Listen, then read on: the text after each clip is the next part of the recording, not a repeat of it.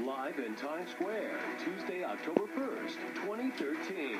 This is Good Morning America with Robin Roberts and George Stephanopoulos. Good morning, America. It was a dramatic night in Washington, filled with last-minute moves by Congress and the White House, but it has all added up to nothing. No deal, no relief, more stalemate. So the government has shut down for the first time in more than 17 years. Just under 2 million workers affected right now. Consequences for American families growing every day. And we've already seen immediate impacts. These are live pictures of a Statue of Liberty closed right now. The National Zoo with a closed sign. No one showing up at the EPA today. Just one of the places where almost no one is going to work. All kinds of government activities suspended. There's going to be no flu monitoring at the CDC. On the other hand, no IRS audits either. But you should all know Social Security and unemployment checks will go out for now. We have team coverage this morning from the White House to Capitol Hill. Let's start with ABC's John Carl.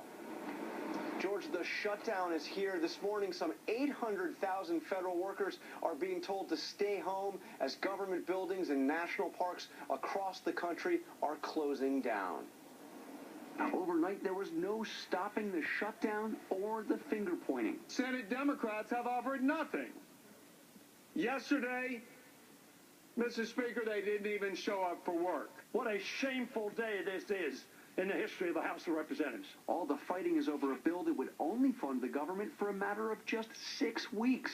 Republicans tried yet again to pass a bill that would tie funding to delaying a key provision of the health care law. The president said making any concessions when threatened with a government shutdown is a non-starter.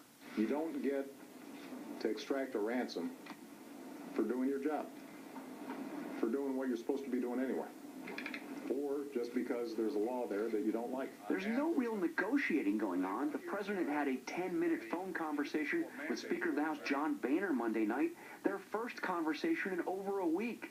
It didn't accomplish much. I talked to the president earlier tonight. I'm not going to negotiate. I'm not going to negotiate. We're not going to do this. Well, I would say to the president, this is not about me. And it's not about Republicans here in Congress. It's about fairness for the American people. There is one thing they agreed on. The troops will be paid. Congress has passed, and I'm signing into law, legislation to make sure you get your paychecks on time. So how long will it last? Most people had assumed that if there were a shutdown, it would only be for a day or two. But, George, now I have talked to people on both sides, senior people right in the middle of this, who say they have no idea how long this shutdown will go on. Okay, John, let's get the view from Capitol Hill right now. ABC's Jeff Zeleny is there. So we're hearing both the Speaker and the President saying they're not going to negotiate. The big question then is who's going to blink? George, that is a great question, and I wish I had good news for you, but I don't. House Republicans are digging in their heels.